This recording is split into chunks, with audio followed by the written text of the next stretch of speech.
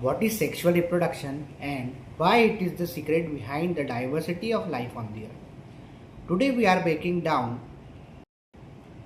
this vital class 10 topic into simple, easy to understand concept from gametes to zygote. If you want to clear your concept, score full marks, stick around. So let us start with the very first topic, that is sexual reproduction. Now this time I am providing you the full printed notes, so it will be very easy to understand. So introduction. Sexual reproduction is the process in which male gamete and female reproductive cell fuse to form a new organism. इसका मतलब क्या है कि जब male gamete और female gamete fuse होंगे, अब male gamete क्या है होंगे तो एक नया ऑर्गेनिज्म बनाएंगे, उसको अपन सेक्सुअल रिप्रोडक्शन बोल रहे हैं। तो सेक्सुअल रिप्रोडक्शन की इंपॉर्टेंस क्या है? ये प्रोड्यूस कर रहा है वेरिएशन को, हेल्प कर रहा है एडाप्टेशन में, इंश्योर कर रहा है कंटिन्यूटी ऑफ लाइफ। ठीक है, अब इसमें वेरी इंपॉर्टेंट टॉपिक आता है as a class 10 point of view, that structure of flower. तो फ्लावर जो है वो रिप्रोडक्टिव ऑर्गन है प्लांट का। जो मेन पार्ट्स ऑफ फ्लावर होते हैं वो होते हैं सेपल्स, पेटल्स, स्टेमिन जिसको मेल रिप्रोडक्टिव पार्ट कहते हैं, और पिस्टल या कार्पल जिसको अपन फीमेल रिप्रोडक्टिव पार्ट कहते हैं। अब इसके लिए मैंने आपको जो है डायग्राम ड्रॉ करके समझाया कि this is the structure of flower. Diagram के अंदर आप देखेंगे तो स्टेमिन किसको बोलते हैं? एंथर और फिलामेंट। ठीक है, ये मेल रिप्रोडक्टिव पार्ट है। पेटल्स जो फ्लावर की जो पत्तियां होती है उसको कहते हैं सेपल्स, जो ग्रीन कलर का पार्ट होता है। बेस जो होता है उसको रेप्टिसिल और नीचे वाले को पेडिसिल। उसके बाद फीमेल रिप्रोडक्टिव में आप देखेंगे तो उसमें 4 चीज़ आती है, stigma, style, ovary and ovule. ठीक है, तो एक ये पाथवे बनाता है। तो सेपल्स का ग्रीन लीफ स्ट्रक्चर है जो प्रोटेक्ट करता है फ्लावर बर्ड को। पेटल्स जो है वो कलरफुल पार्ट है फ्लावर का और अट्रैक्ट करता है इंसेक्ट को। स्टेमिन क्या है? मेल रिप्रोडक्टिव है। इसमें एंथर जो पॉलन ग्रेन्स प्रोड्यूस करते हैं और फिलामेंट जो है वो एंथर को सपोर्ट करता है। उसके बाद पिस्टल या कार्पल की अगर अपन बात करें तो स्टिग्मा जो होता है वो पॉलन ग्रेन को रिसीव करता है। स्टाइल जो होता है वो स्टिग्मा से कनेक्ट करता है ओवरी को। ओवरी जो होती है वो ओव्यूल्स कंटेन करती है ना, और ओव्यूल्स जो होता है वो फीमेल गैमेट कंटेन करता है। तो easy trick for the student to remember, easy trick for student to remember is sepals, petals, stamen और पिस्टल। मतलब फ्लावर के 4 होरल्स होते हैं, कैरलेक्स, करोला, एंड्रोशियम और गाइनोशियम। तो this is all about flower. Next topic, very important topic आता है pollination, है ना। आप सब पीडीएफ में देख रहे हैं। पॉलिनेशन का मतलब क्या है? Transfer of pollen grain from anther to stigma. तो 2 प्रकार के पॉलिनेशन होते हैं, एक होता है सेल्फ पॉलिनेशन, एक होता है क्रॉस पॉलिनेशन। सेल्फ पॉलिनेशन मतलब क्या? जो पॉलन ग्रेन है या तो वो सेम फ्लावर या सेम प्लांट में अगर पॉलन ग्रेन ट्रांसफर हो रहे हैं तो वो आपको क्या कहलाएगा? Self pollination. इसका एडवांटेज क्या है?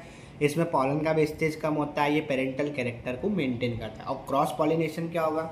जब पॉलन ग्रेन्स ट्रांसफर होंगे बिटवीन डिफरेंट प्लांट्स तो उसको क्रॉस पॉलिनेशन कहेंगे। इसके एडवांटेज क्या है? इसमें बहुत सारा वेरिएशन देखने को मिलते हैं, बेटर एडाप्टिबिलिटी देखने को मिलती है। तो पॉलिनेशन की जो टेक्निक है आप वो इस डायग्राम के थ्रू समझ सकते हैं। एक ही पार्ट ऑफ प्लांट में सेम फ्लावर में हो रहा है तो सेल्फ, और अगर अलग अलग में हो रहा है तो वो क्रॉस कहलाता है। अब जो एजेंट्स है वो क्या क्या होते हैं? विंड और वाटर, और इधर अपन बात करें तो इंसेक्ट्स और एनिमल्स। ठीक है, तो आप डायग्राम से इसको बहुत इजीली समझ सकते हैं। तो एजेंट्स क्या हो गए पॉलिनेशन के? विंड, एग्जांपल हो गया ग्रास और मेज। वाटर में जितने भी एक्वेटिक प्लांट्स होते हैं। इंसेक्ट में बीज और बटरफ्लाई जो फ्लावर पर बैठते हैं तो उनके जो लेग्स होते हैं उसमें पॉलन ग्रेन चिपक जाते हैं, तो वो एक फ्लावर से जब दूसरे प्लांट में जाके बैठते हैं तो वहाँ पर जो है पॉलिनेशन हो जाता है। और एनिमल में बर्ड्स और बेड्स आ जाएंगे। नेक्स्ट इंपॉर्टेंट टॉपिक आता है formation of fruit and seed. तो डबल फर्टिलाइजेशन जो है वो ऑकर होता है inside the ovule of flower, और मेजर चेंजेस जो है वो ट्रांसफॉर्म करते हैं फ्लावर टू रिप्रोडक्टिव यूनिट में। सबसे पहले ओव्यूल जो है वो सीड कैसे बनता है? जो भी फर्टिलाइज ओव्यूल है वो टफ प्रोटेक्टिव आउटर कोट होता है जो सीड कंटेनिंग होता है फ्यूचर प्लांट के लिए, मतलब एम्ब्रियो का फॉर्मेशन होता है। उसके बाद जो ओवरी होती है वो बिकम हो जाती है फ्रूट। तो ओवरी जो है वो ग्रो करती है रेपिडली, फ्रूट राइपन करती है इनटू फ्रूट, और ये प्रोटेक्ट करता है सीड को, जो हेल्प करता है डिस्पर्जल के लिए। उसके बाद रेस्ट ऑफ द जो है वो फेडरल होता है जिसमें पेटल, सेपल, स्टेमन, स्टाइल, ओवरी जो है वो इसके आसपास आ जाते हैं। नेक्स्ट है structure of seed. Before looking at the germination, आप इस डायग्राम से समझे कि जर्मिनेशन जो है वो कैसे होता है। तो इसमें एक कॉटिलिडन होता है जो सीड लीव होता है जिसमें स्टोर करता है एम्ब्रियो को, पीम्यूल होता है जो फ्यूचर शूट सिस्टम बनाता है, और रेडिकल जो होता है वो रूट होता है जो नीचे सॉइल के अंदर डेवलपमेंट होती है। तो ओवरी से क्या बनता है, फ्रूट, ओव्यूल मतलब सीड, रेडिकल मतलब रूट, है ना, और पीम्यूल मतलब होता है shoot. Plumule grow up to the stem. Next आता है fertilisation. The fusion of male and female gametes to form zygote is known as fertilisation.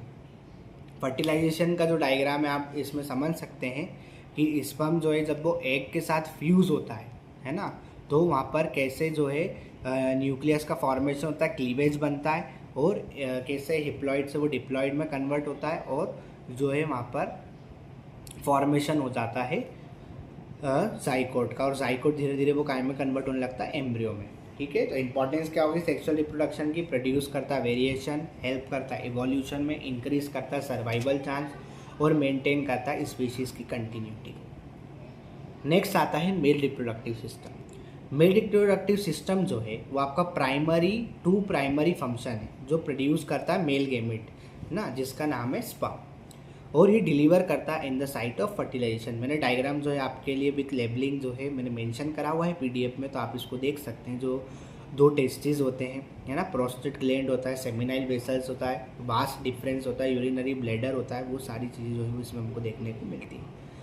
Primary इसमें जो ऑर्गन है वो है टेस्टिस, लोकेटेड होता है आउटसाइड द एब्डोमिनल कैविटी, है ना, और पाउच लाइक मस्कुलर स्ट्रक्चर होता है जिसको अपन स्कॉट्रम कहते हैं, आप डायग्राम में देखेंगे। बाय आउटसाइड, क्योंकि जो स्पर्म फॉर्मेशन होता है उसको टेम्परेचर रखता है 2 to 2.5 degree lower than the normal internal body temperature. Function क्या है, प्रोडक्शन ऑफ मेल गेमिट का प्रोडक्शन करता है स्पर्म, सेक्स हार्मोन को रिलीज करता है मेल का जिसका नाम है टेस्टोस्टेरोन, है ना, जो चेंजेस लाता है प्यूबर्टी में लाइक फेशियल हेयर और वॉइस डिपेंडिंग। फिर आता है डिलीवरी डक्ट जिसमें वास डिफरेंस और यूरेथ्रा होता है।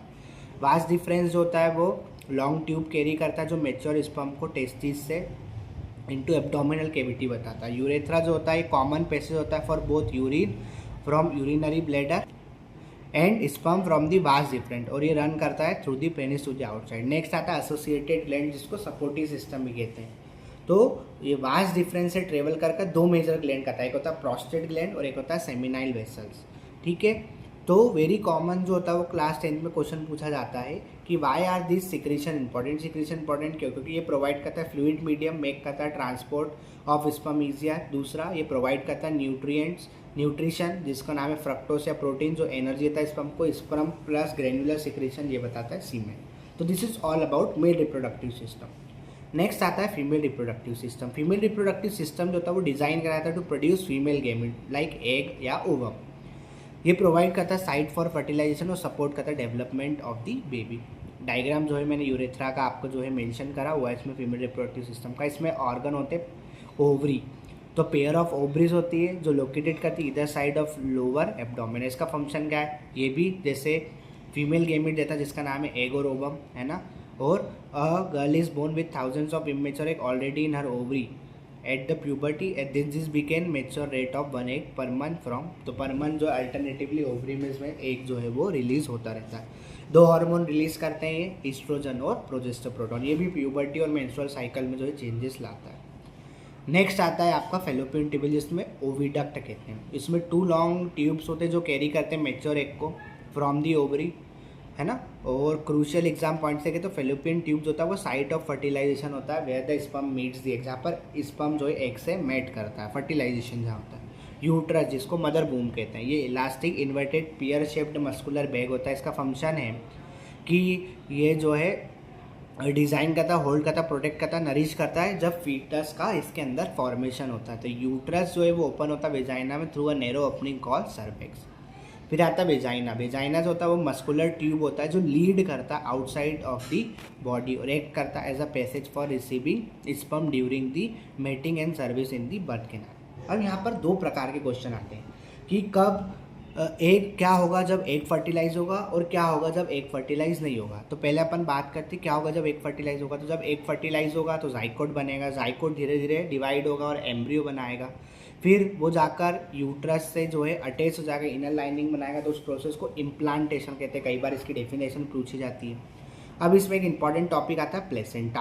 प्लेसेंटा जो होता है वो एक डिस्क लाइक टिश्यू होता है जो एम्बेडेड होता है यूट्रिन वॉल में। इसका फंक्शन होता है कि ये नरिशमेंट प्रोवाइड करता है, लार्ज सरफेस एरिया देता है जिसमें ग्लूकोज और ऑक्सीजन जो है मदर ब्लड थ्रू एम्ब्रियो में जो है पास आउट हो जाए, और रिमूव करता है base from the embryo back to the mother's body.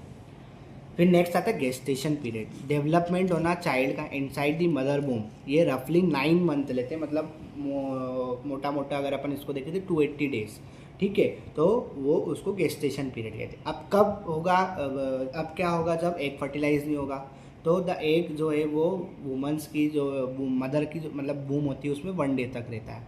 तो इफ़ इट इज़ फर्टिलाइज नहीं होता तो spongy inner lining of the uterus है ना, तो ये लॉन्गर नीड सर्वाइव नहीं कर पाता है और स्लोली ये ब्रेक डाउन हो जाता है और वेजाइना से एज अ ब्लड और म्यूकस के थ्रू बाहर हो जाता है। तो मंथली साइकिल आती है जिसको मेंस्ट्रुएशन कहते हैं, जो लास्ट 2 to 8 डेज़ की रहती है। अभी मैं आगे बताऊंगा मेंस्ट्रुअल साइकिल क्या होती है। उसके बाद आता है एडोलिसेंस और प्यूबर्टी क्या होता है।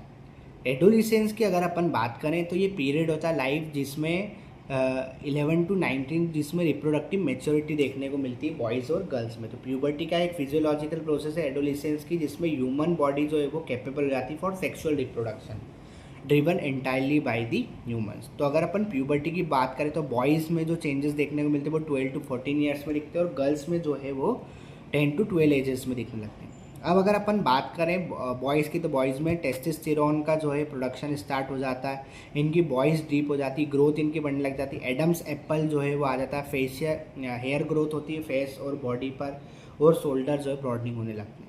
गर्ल्स की बात करें तो ईस्ट्रोजन और प्रोजेस्टेरोन प्रोड्यूस करती है ओवरी, इनका ब्रेस्ट जो है उसका डेवलपमेंट हो जाता है, हिप्स जो है ब्रॉड होने लगते हैं, और मेंस्ट्रुअल साइकिल जो है उसका स्टार्टिंग फेज स्टार्ट हो जाता है। तो कॉमन चेंजेस अगर दोनों में देखें तो इंक्रीज होना हाइट में, डेवलपमेंट होना स्वेट और सेबेशियस ग्लैंड, है ना, और लीडिंग करता है एसेंस को, और इमोशनल चेंजेस जो है वो आने लगते हैं। अब नेक्स्ट मोस्ट इंपॉर्टेंट टॉपिक आता है मेंस्ट्रुअल साइकिल।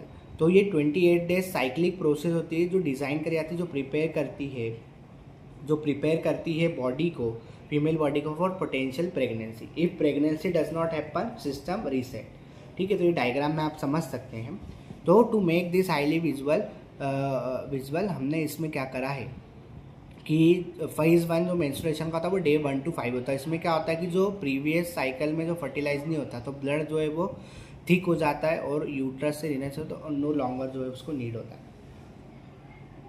उसके बाद जो लाइनिंग ब्रेक डाउन हो जाती है तो वो एग्जिट करती है बॉडी थ्रू अ वेजाइना, है ना, जिसको मेंस्ट्रुअल फ्लो या उसको पीरियड्स कहते हैं।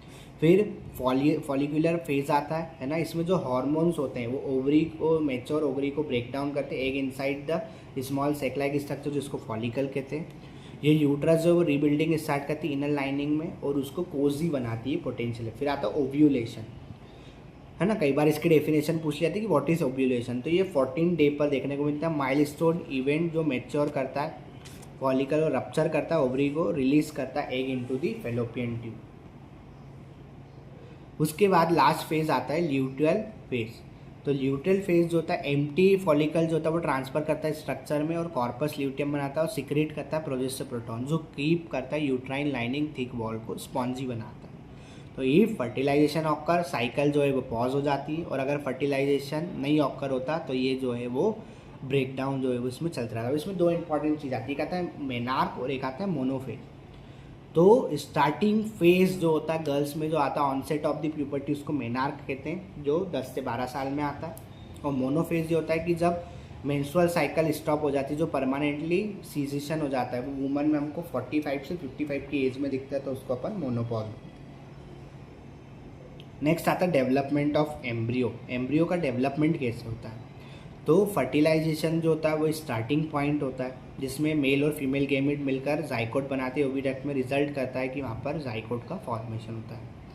ये ब्लास्टोसाइट से अटैच हो जाते हैं, रिजल्ट करता है कि वो डिवाइड करता है 2, 4, 8 और 16 सेल्स में, और उसका वो धीरे धीरे फॉर्मेशन चालू करता है। फिर होता है इम्प्लांटेशन, रफली 6 to 9 डेज लेता है आफ्टर फर्टिलाइजेशन। इसमें ब्लास्टोसाइट जो है वो बनाती है और एक एंडोल्यूटियम बॉल बनाती है। इसका सिग्निफिकेंस ये है कि अटैच होता है इम्प्लांटेशन से। प्लस इम्प्लांटेशन प्रेगनेंसी जो है वो ऑफिशियली स्टेब्लिश हो जाती है। अब इसमें प्लेसेंटा का रोल क्या होता है, प्लेसेंटा जो होता है डिस्क लाइक स्ट्रक्चर होता है, टिश्यू होता है यूट्रिन बॉल में, है ना, इसमें ये विलाई कंटेन करता है जो सरफेस एरिया इंक्रीज करने के काम में आता है। मदर साइड ब्लड स्पेस जो होती है विलाई की, तो ये न्यूट्रिशन और ऑक्सीजन प्रोवाइड करता है और वेस्ट प्रोडक्ट जो है कार्बन डाइऑक्साइड यूरिया उसको बाहर करने के काम।